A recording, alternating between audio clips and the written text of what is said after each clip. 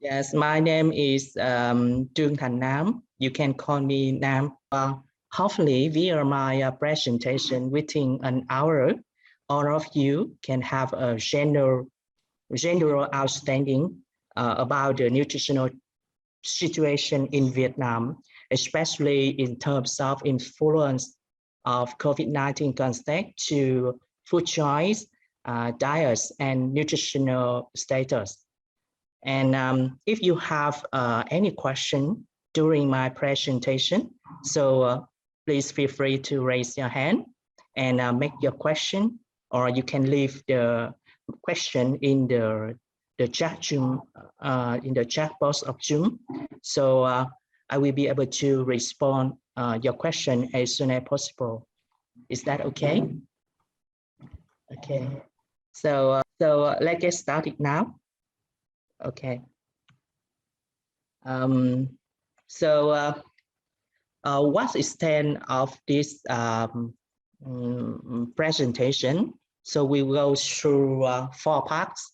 So the first session, I'd like to introduce about a basic background of nutritional recommendation for Vietnamese population. And the second part, I will remind the pattern of determinants of nutritional status in the community generally and in Vietnam circumstance. And the third part, I'm going to talk about the change in food choice, diets, and nutritional status in Vietnam over recent years, especially how have it been affected during the COVID-19 pandemic. And the final session, I'd like to suggest which aspect of nutritional solutions in Vietnam, which we might consider to be interventive. So the first session, introduction. And I just want to remind the definition that you may know.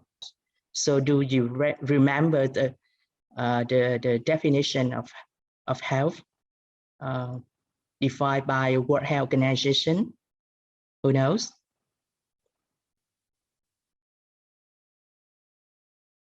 Okay. Who can share with me about your remember about definition of health? I think it's like complete mental, physical, and emotional well-being, not just the absence of illness or something like that. Okay. Oh, that's right. Thank you, Lucia. You know, in 1948, the World Health Organization defined health with a phrase that modern authorities still apply. As you mentioned, health is state of complete physical, mental, and social well-being, and not merely the absence of a disease or infirmity. So, but I just want to update new aspect of definition that's research mentioned in 2009, publishing in the Lancet, define health as ability of the body to adapt to a new threats and infirmities. So that because you know, in the new situation like under the threat of COVID-19, so how to be adapt with this new situation. So back to the basic definition of health. So you know, to have good health, the proper nutrition is the basic foundation of good health. So to have a balanced nutritional status, healthy diets with healthy food choice are recommended to ensure the essential requirements of the body, including the need of energy, the need of nutrients daily. So food provides macronutrients like proteins, lipids, carbohydrates, and micronutrients such as vitamins, minerals, and water. So moreover, the improper pattern of dietary might influence to nutritional status, malnutrition, for instance. So the unimbalance status of over or under nutrition has been emerging for both children and adults globally, especially significant health problems regarding to non-communicable disease. So now the current global pandemic of COVID-19 since 2019 and measures adopted to reduce its spread threaten the nutritional status of population in low or middle countries like Vietnam.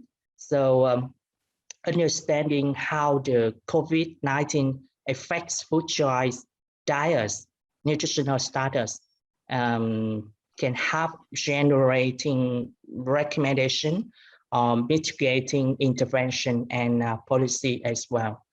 So therefore, today we are looking at the nutritional situation with a glance in Vietnam. Actually, I think it is necessary to have a comprehensive view and proper nutrition adjustment in order to reduce mortality and morbidity of nutritional disease caused by improper nutrition. And as you can see in the figure 1, illustrate the behavioral risk regarding nutrition.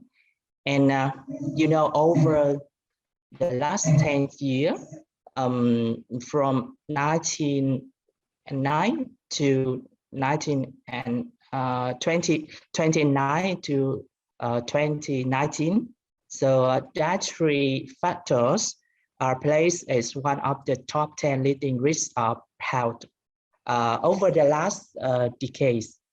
So it may cause burdens of disease globally, including communicable disease such as foodborne disease, and non-communicable disease such as cardiovascular disease, diabetes type 2.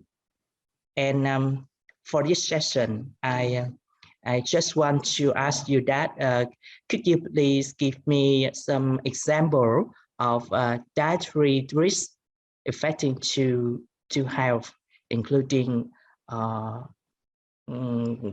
non-communicable disease or communicable disease?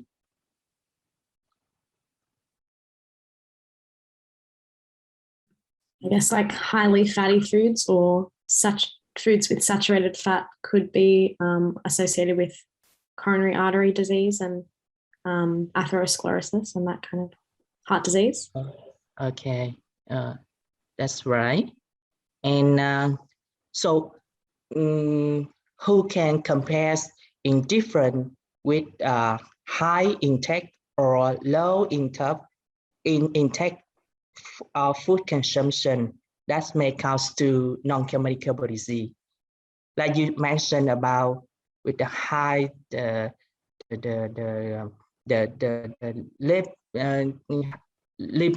intake, right? But and low, what is the diet low in intake?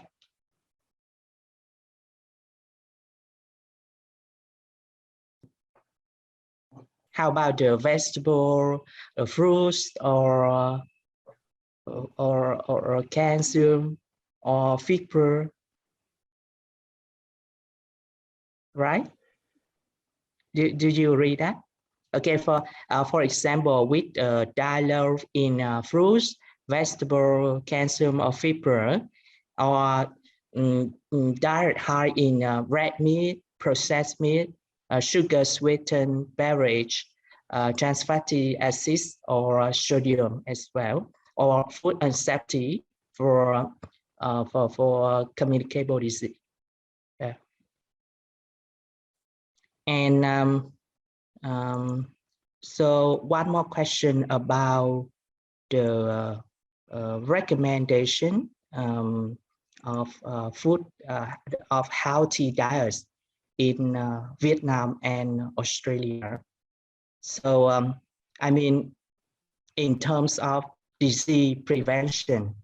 So in Vietnam or in Australia, we all have a recommendation for the general population. So how do you know about the Vietnam's guideline or Australian guidelines? Can you share with us about your experience or about your understanding? So in Australia, we from quite a young age, so usually in primary school, we learn about a healthy eating pyramid that they describe. So we have certain types of food in the pyramid shape, and they have like wheat and things like grains on the bottom. So you should be eating lots of those. And then meat and vegetables, for example, goes up. And then at the very top, it describes like the small amount that you should have. So there are things like sweets and desserts and that kind of thing that you should only eat very small amounts. So I'm not too sure how it's taught in Vietnam, but in Australia, we talk a lot about the healthy food pyramid. Yeah, thanks. So, so where is applied to use the proposal or the this information will be delivered to the social media. So how the population can approach this information in Australia? I think you could probably probably access it anywhere, but it's a lot is taught in school, so in primary school especially, and yeah, I think probably access it a lot of different places. But I think in schools they have a lot of posters put up everywhere, trying to encourage children to eat healthy and tell their family about healthy eating and that kind of thing. Yeah. So, thank you, Kristen. Who else? Another thing I sort of noticed was even in terms of dissemination, even in swimming pools and places where there's fitness and stuff. So say in like cafeterias, restaurants, they have these stickers, which is like eat in moderation, or like green is like you can eat as much as you want, and eat in moderation or eat very little. And then yeah, I think the posters, they're disseminated quite regularly everywhere, but I think they're really trying to drill it in educational institutions. So I think, yeah, just little tips like that to kind of recommend more of a healthy diet, kind of encourage and educate people. Thank you, Arminda. So it's very interesting to hear your sharing about the Australian situation.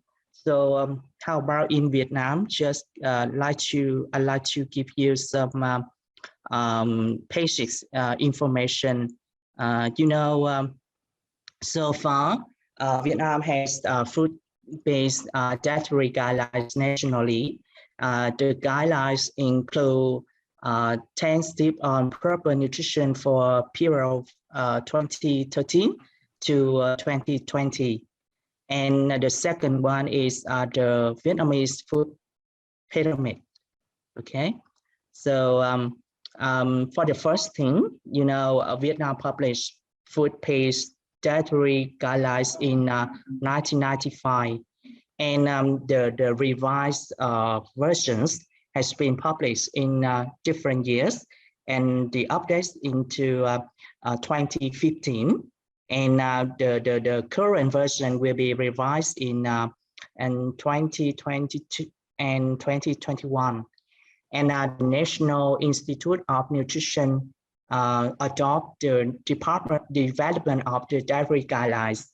The Ministry of Health, the Ministry of Education, and the Ministry of Agriculture participate in the process. The guidelines are endorsed by the Ministry of Health, and the guidelines are directed at the general population. For the Vietnamese food pyramid, the different recommendations are for every subject by age, including adults, a pregnant woman, and lactating mothers and children. I mean, we have many kinds of recommendation for each subject in the community. So the specific information about 10 tips on proper nutrition in Vietnam, you can see in the slide. Normally, you can recognize that Vietnam recommends we should have a proper meal, including many ingredients via 4 food groups: carbohydrates, protein, fats, and vitamins and minerals.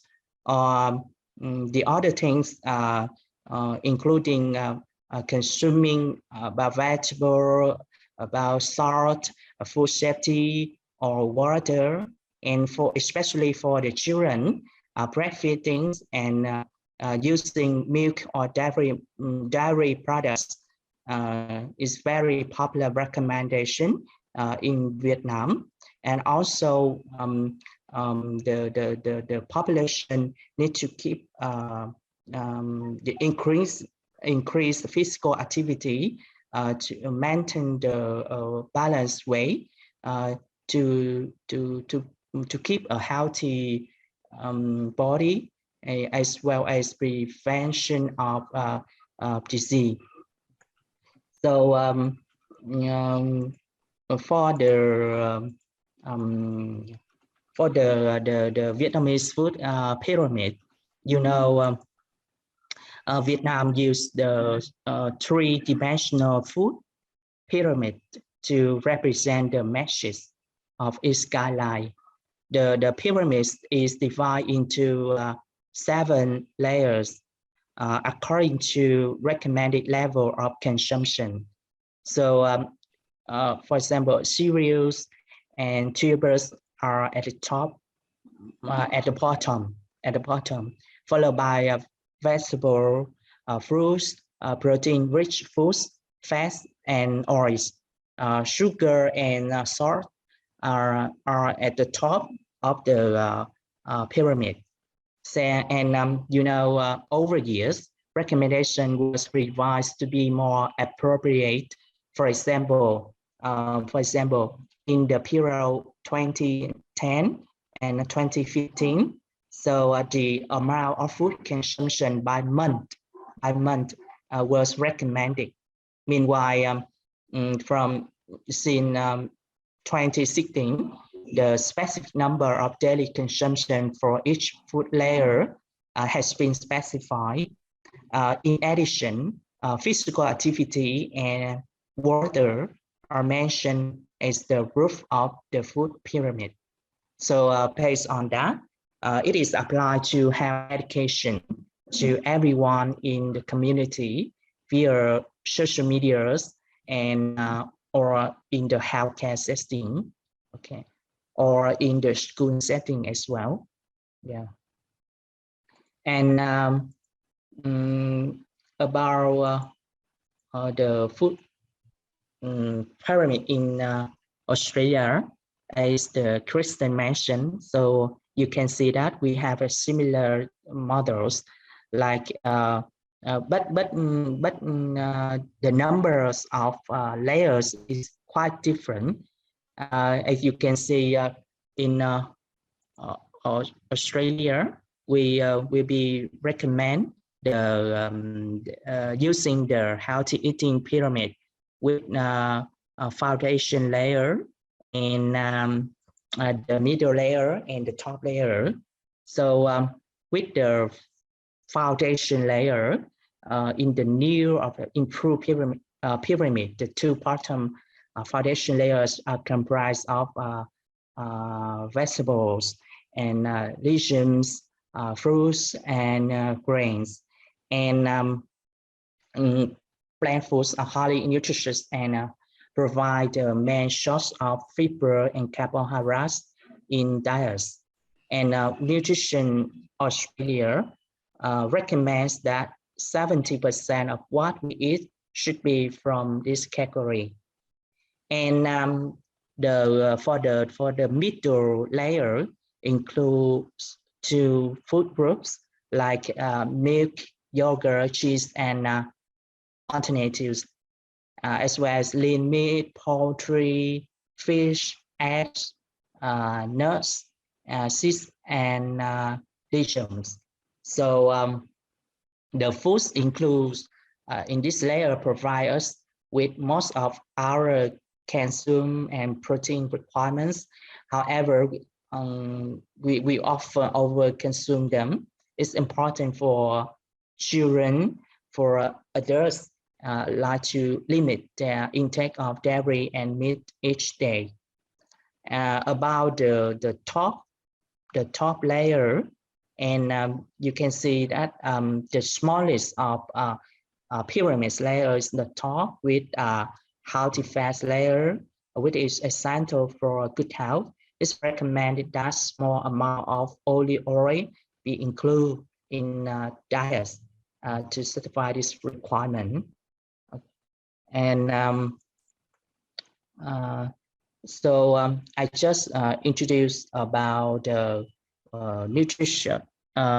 nutritional recommendation for Vietnamese and Australian.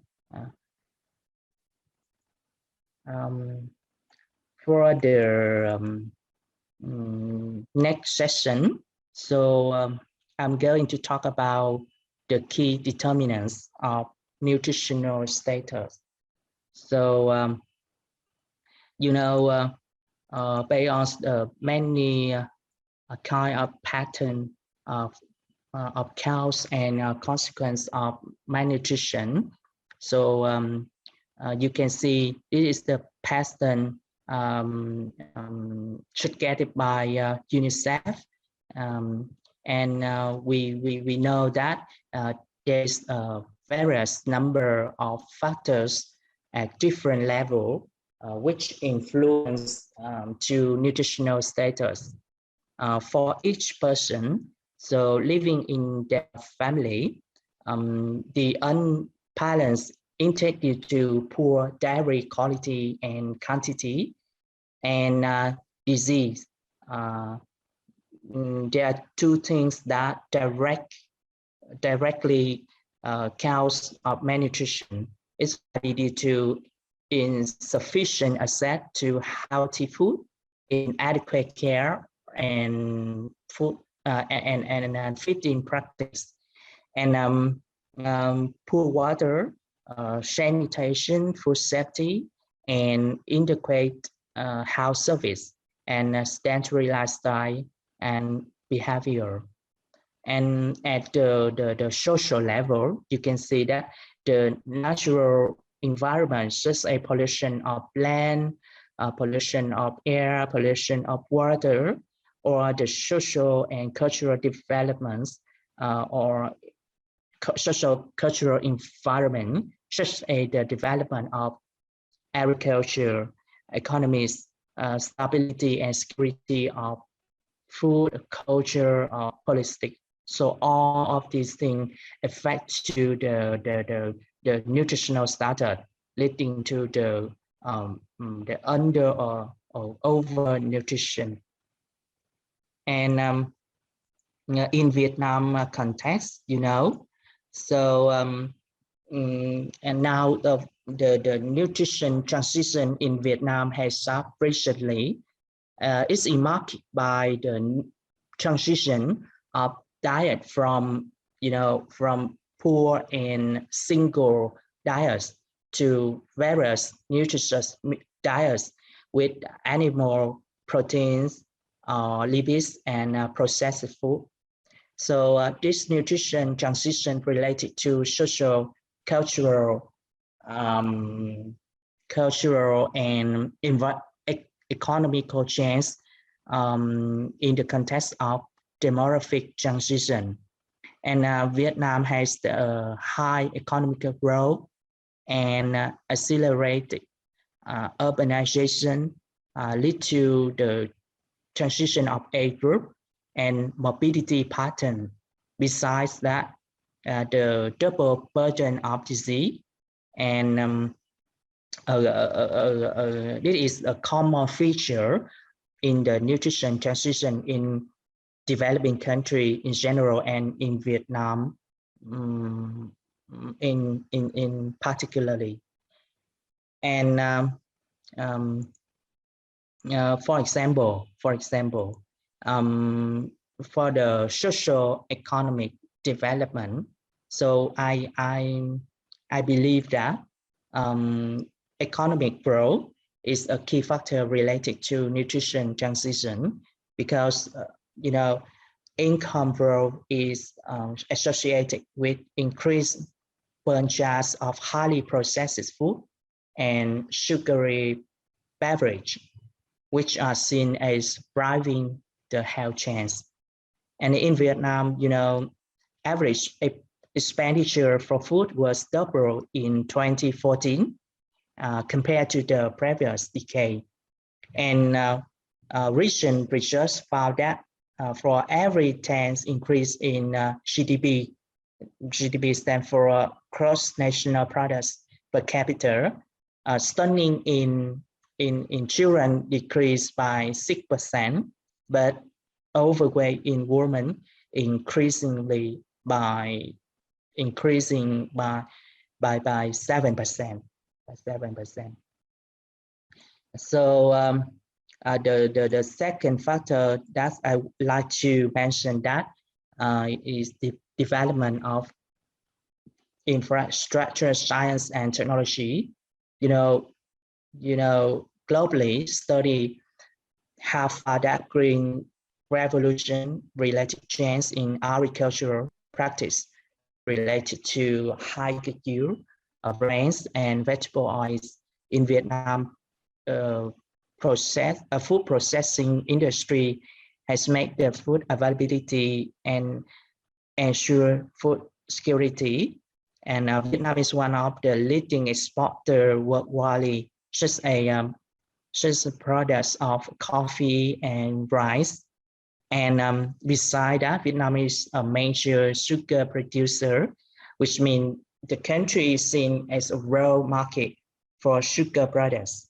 More and more varieties of fresh milk and other dairy products are available. And in general, Vietnam reduced the energy deficit and increased the supply of nutritious food, while increasing the supply of foods high in sugar and fat. And about the third factors, I think social culture, development of social culture is very important. So every country is characterized by its different culture, and Vietnam has a thriving food culture. So look at the slide, you can see different typical meals for Asian or for a Western culture. So for this session, I like to share about the traditional cuisine from your country, from original country, to understand each other. How about the traditional food in your country? So who can share with me or with us about your traditional cuisine? So what did you often have in daily meals in your family, or what do you like the most meal? I think for us in Australia, we have a very multicultural society. So a lot of people's diets these days, we don't really have necessarily an Australian traditional cuisine as such. I guess if we are talking about some of the more popular Australian dishes, we might say that we have like something we call a chicken parma, or like it's basically a chicken schnitzel, put some cheese and some tomato sauce or tomatoes on top, and people might have that with like a side salad. And then we also have some like traditional, well, not really traditional, but Australian desserts, something called a lamington, which is like a chocolate cake covered with coconut on the outside. And we also have a thing called a pavlova, which is another dessert made from sugar and egg whites. But we also have a lot of people in Australia eating food from other cuisines. So sometimes people might like to have rice with curry, or people might go out and eat like a lamb souvlaki, which is Greek food. So we really have a lot of different food available here in Australia, and we wouldn't necessarily have a traditional cuisine as such. Thank you, Hilary. So I understand that Australia is a multicultural country. Is that right? So it seems to be the combination between the Asian or Western or African as well. So maybe some of you is from a combination of different or multicultural as a multicultural. So who can share about this thing in your daily meal? My family was originally from Italy, so we eat a lot of, I guess, pastas, things like that. Yeah. Tomato sauce and bolognese and all that kind of jazz. Yeah, and pizzas, but that's very popular in, I guess, most households in Australia as well. Yeah. So, just want to talk about tell you a story about the families that I have known in Australia. My friend is Vietnamese, and she got married with Australian guys, and in daily meals. So for example, in a week, so half of the week, so she will cook the Vietnamese meal, and half the week, especially in the weekend, she will cook the Australian meal for her family. As the first time his husband tried the fish sauce, a typical dipping sauce in Vietnam. So he because it smell is quite he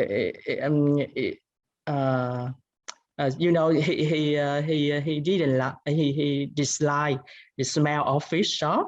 But over time, so he's familiar with fish sauce, and every day he require her to prepare dipping sauce for his meal. And so I like to share about the typical meal for Vietnamese family. So would include, look at the picture in the top of slide. So this is the typical meals for Vietnamese family. So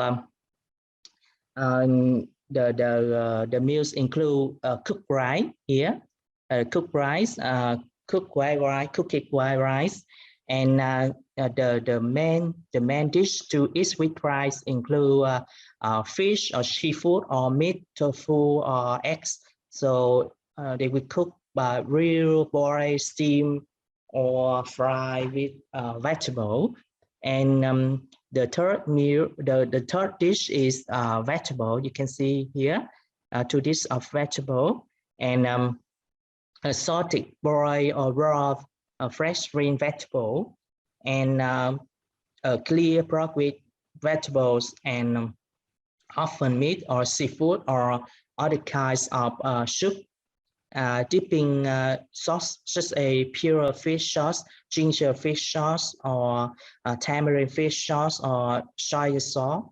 And finally, so we often have desserts with fresh fruit, drinks, or sweet. We call chè. Yeah, the some kind of sweet soup that we use after a main dish. And however, times are changing with convenience and fast food becoming a favorite of many Vietnamese people, especially for young generation, whether for convenience, aspiration, or tastes. So admittedly, in the context of international interaction, it is combined the traditional and modern features. And the third session, I moved to how trends due to COVID-19 pandemic in the situation of Vietnam, including pre-COVID-19 and during the COVID-19 period. Okay, so look at table 1. So I'd like to present the food consumption in Vietnam over times. So who can give me the comments from the data in table 1 about the change in food consumption over the period from 1991 to the recent year 2013. Sorry, I didn't mean to interrupt there, but it looks like there's just a general increase in food consumption between each time period. So like with all the different amounts, it just keeps getting more as time goes on. Exactly. So that means the amount of food consumption increased over times, except for rice and cereal products. It's a little bit change, right? Okay, thank you so much. So this suggests that there is a significant change in food consumption that will influence many changes in Vietnamese population over time. Okay, so the second the figure 3 of there is a different there's that different in the present of data, but you can see the similar thing that the amount of food consumption by gram per person per day have increased for all type of food over the last 2 decades. So however, Vietnamese people consume more meat and less vegetables, fruits compared to the Vietnam's recommendations. Yeah.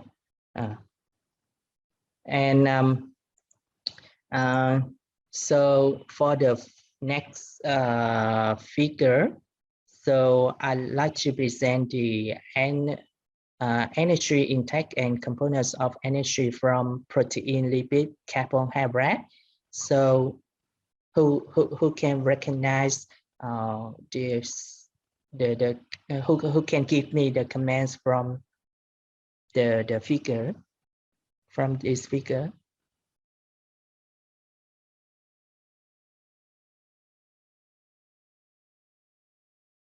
The figure 4.1 is talking about the energy intakes in Vietnam from between 2000 and 2020. Yeah.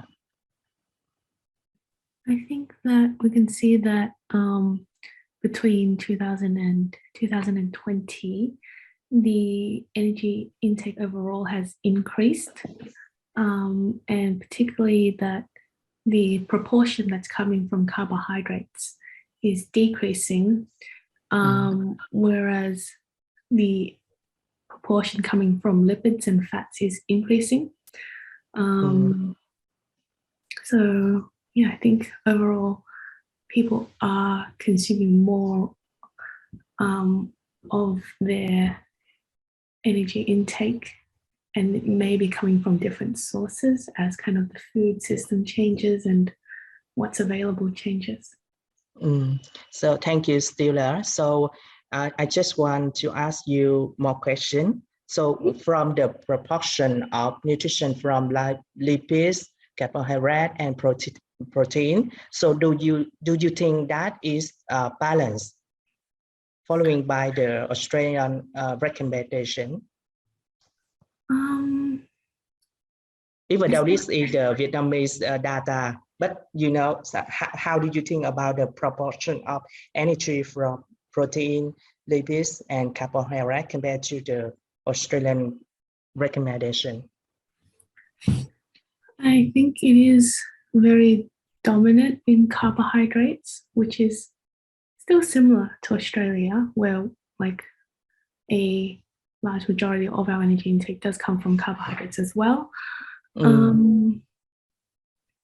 I think probably a bit skewed towards having a lot of carbohydrates and less so protein and lipids, but I think that's increasing through the years. So the ratio kind of getting smaller, so probably more towards that balance.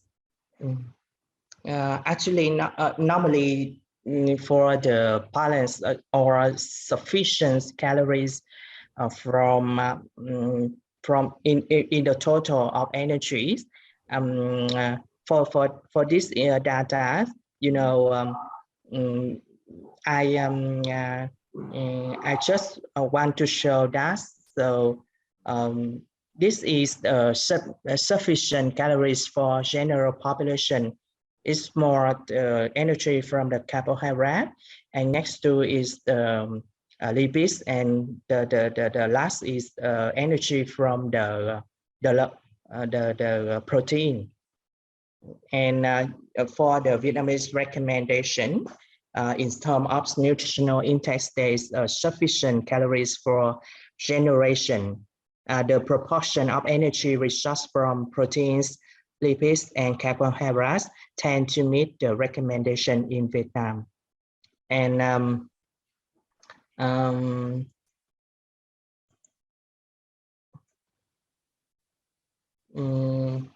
from the chains of nutrition and food consumption, so what expect to have in Vietnam over years?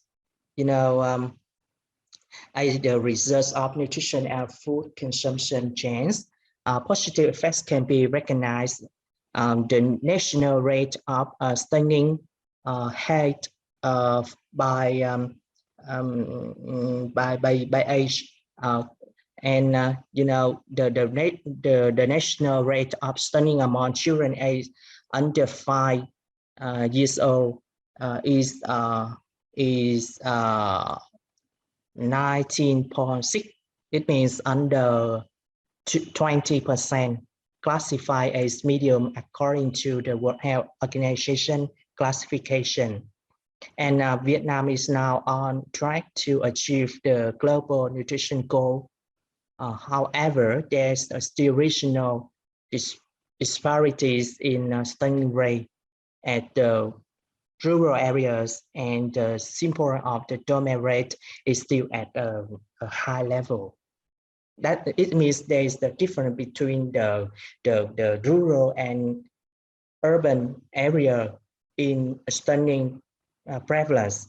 Or in Vietnam, you know, we divide into different areas, like 7 areas, like the Mekong Delta in the north, in the center of Vietnam. So there's the different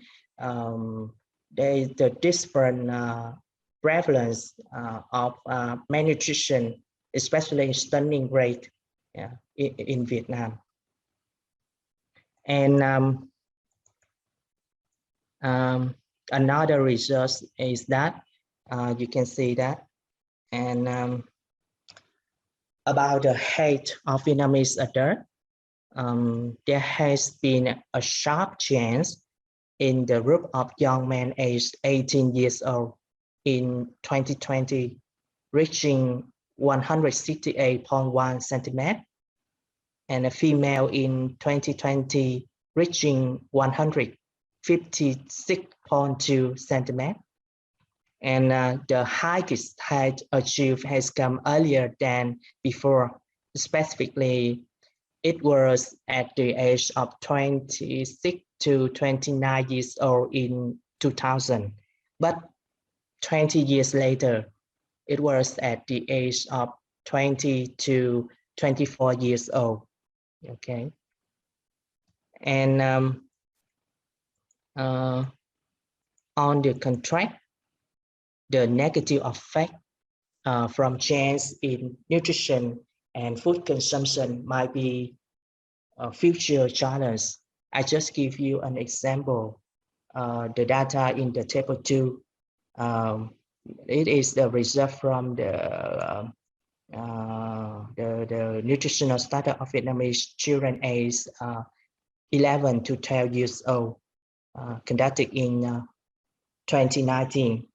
So from the table, we can achieve the comments that the malnourished children is more in female than male, but obesity or overweight is more than in female, is more in male than female.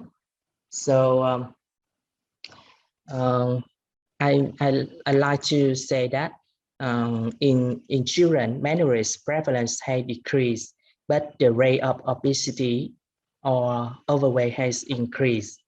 Similarly, the rate of energy deficits among adults has decreased so less than 20%, but the rate of overweight and obesity tends to increase, especially high in the age of 50 to 60 years old. And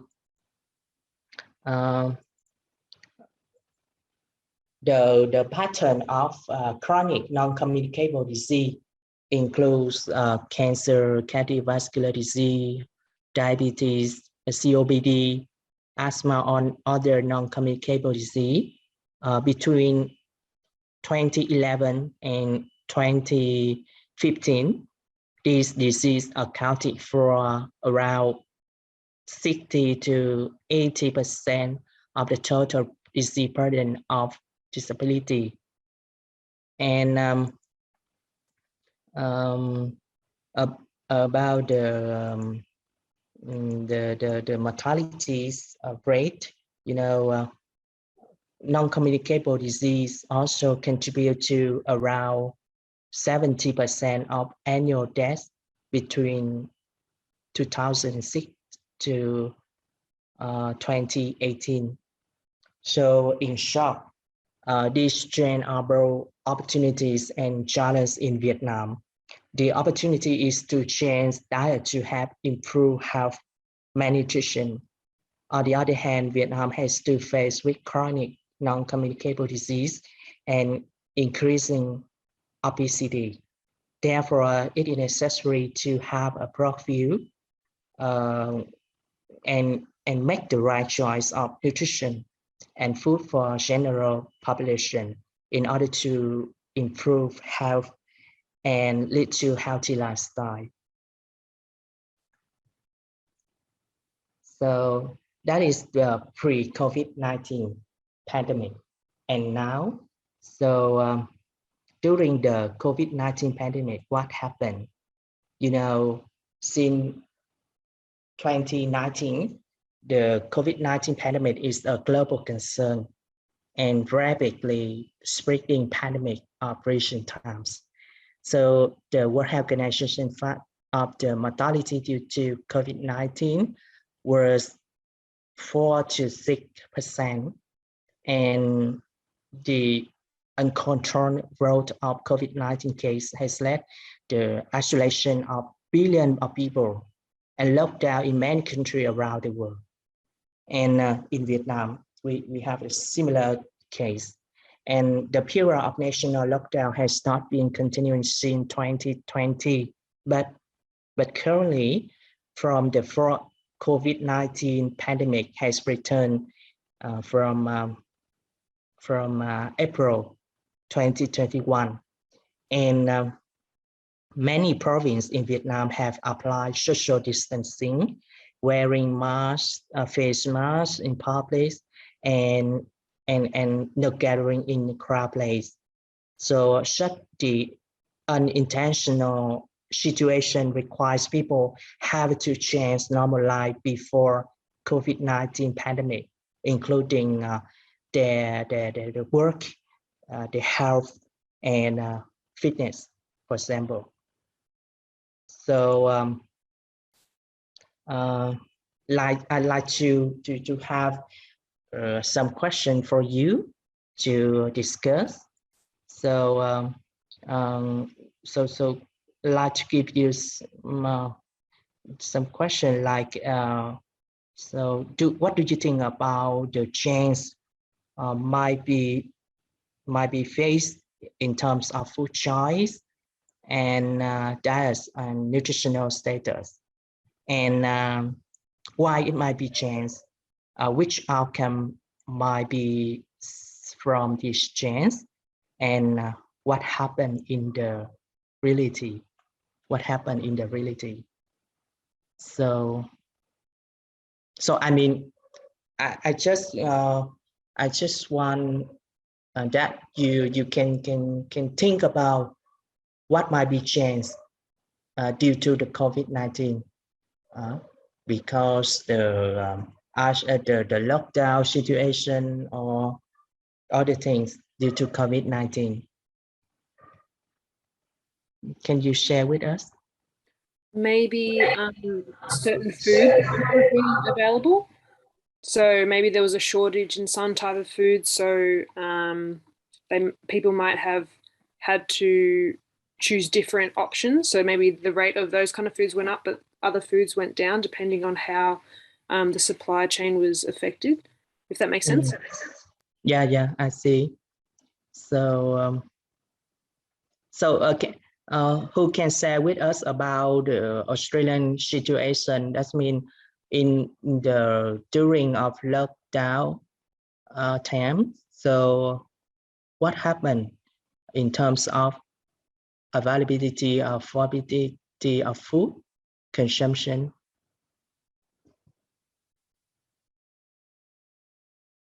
I think there was a huge popularity in delivery services. So I'm not too sure about food, but I know that there was a pretty significant increase in alcohol consumption in Australia because there was some new delivery services that actually delivered alcohol to your house.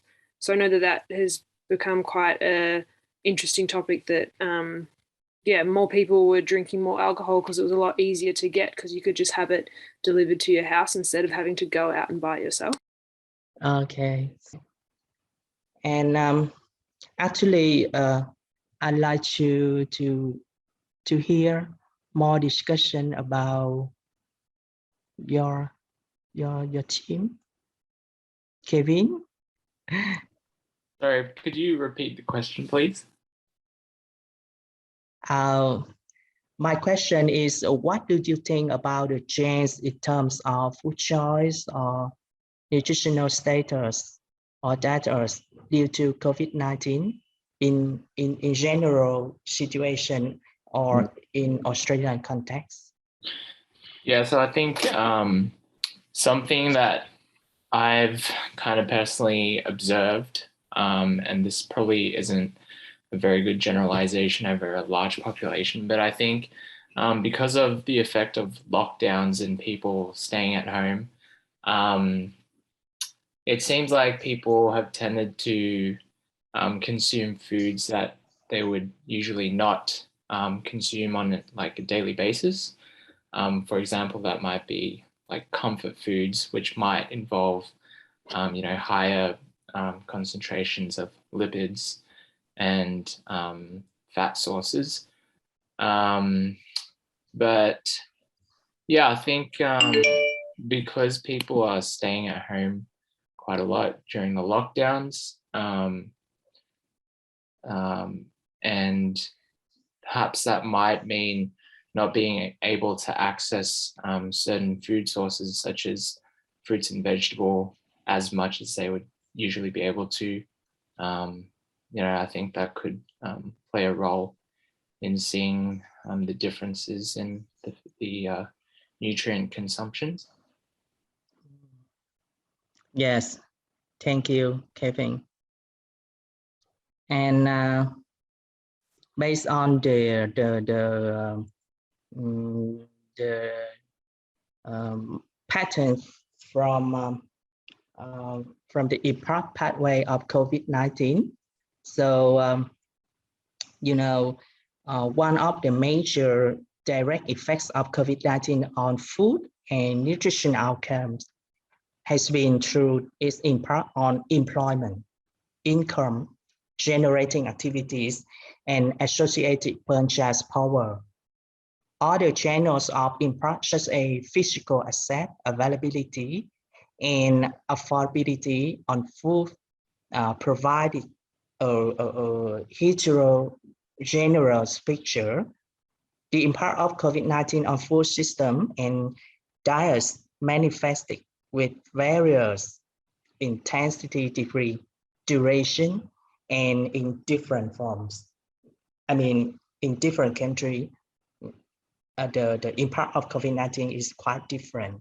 The factors contributing to this variation between and within countries were timing and duration of national COVID-19 restriction measures and policies to mitigate their adverse impacts. The second thing is the context of specific food value chains response to domestic and international containment measures. And the third thing is the different impact of restriction measures on different groups along lines of gender, age, socio-economic status, and employment condition. And in Vietnam case, I just read through the study, recent study about the effects of COVID-19 to food accessibility, to health service and nutrition security. I mean, for based on the research from this study, so we can recognize that the accessibility to health service for mothers and children, almost half of respondents, 44%, must be difficult in approaching health service for children. Most parents have stopped vaccination schedule to prevent COVID-19 spread, and 100,000 mothers and babies and about 420,000 children under 12 months must be faced in the risk of not being vaccinated. About the nutrition security, many affected household severity and nutritional quality of each family also decrease. So many mothers say they reduce the frequency of children meals compared to before the time of school is closed. About 70% of the participants living in the urban area says that children eat fewer meals a day, while this rate in the countryside village is nearly 30%. And besides that, about 34% of participants says the quality of food decreased a lot and had to buy food at a higher price than usual. And another research of study mentioned about the availability and affordability of food consumption, and you can see that just one the general comments that after adjusting for gender, residence type, and primary source of income for this model, only green and leafy vegetables, if being available, were significantly lower among fully or severely impact group compared to the less impact group. And that's mean due to the COVID-19, the food security is very important for all of people in many countries. We need to assess, we need to have enough food, and also the other thing about in terms of healthcare system to protect the people from the COVID-19. So in the conclusion, so I just like to say that the current health crisis due to COVID-19 pandemic impact diet quality and food security. This raised concern about long-term impact on access to and affordability of nutrient-rich, healthy diets and its health implication. So we should advocate for conducting data collection to identify vulnerable groups and measure how intervention are successful in protecting them.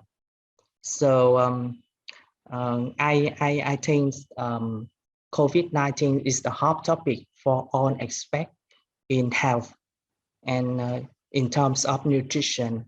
So I think it is problem that we focus on the vulnerable groups to have a relevant, appropriate solution to have this group having a good health prevents the malnutrition and other problem of health.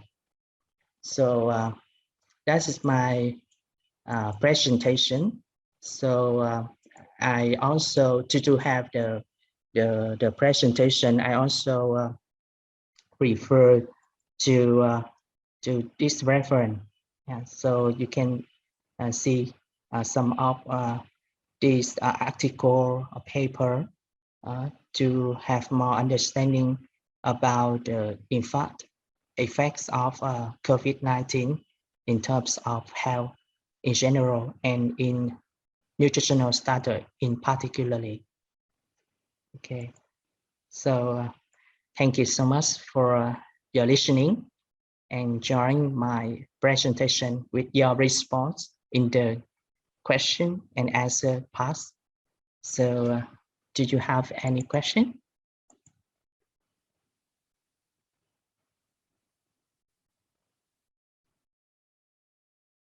Thanks, Dr. Nam. I was actually just wondering, in a hospital in Vietnam, the meals that patients in the hospital get, what does that look like? Okay. You know, so according to the regulation from the Ministry of Health, we set up the kitchen, the Department of Nutrition for every hospital from grade 2 to grade 1. You know, there are many types of hospital, level 1, level 2, and level 3. And from the level 2 and level 1, we have to set up the kitchen belonging to the Department of Nutrition and Dietetics. So, you know, for the inpatient, for the hospitalized patient, so the kitchen will provide daily meal for patient, and it's identified by the needs the patient need, and also based on the recommendation from the nutritionist, the medical doctor. That means whenever they are hospitalized, so they will identify their nutritional status at first within 24 to 48 hours after admitted. And after that, we identify whether they need to be intervened, especially for ICU patient, for the internal medicine department, for the patient in the internal medicine department. The doctor identify whether they need to be intervened with the meal or the nutritious diet. So they inform the report to the kitchen, and the meal will be delivered to each patient depending on their disease. For example, the diet for the hypertension, the diet for the diabetes, okay? Or they need to be fed by the parenteral or the enteral nutrition, right? And for the meal for normal eating, you know, they include, I just mentioned about the typical Vietnamese meal. So the similar in the hospital, we also provide the rice, the white rice, the main dish, dessert. So for normally we have 4 kinds of dish in the meal for the patient. Yeah, vegetable, fish, and soup, and desserts. Normally with banana, or dragon fruits, or mandarin. Okay, and also in the hospital we have a canteen. We have a canteen of hospital to provide the food for the relatives of patient, or the patient who need to buy extra food, So that's the pattern of providing food in the hospital. Can you get it? Yeah, that was interesting to know. Thank you. Again, so thank you, Chi, and Monash University and the student today for giving me an opportunity to meet you all, and best wish to all of you, and best wish to have take care in the COVID-19 pandemic.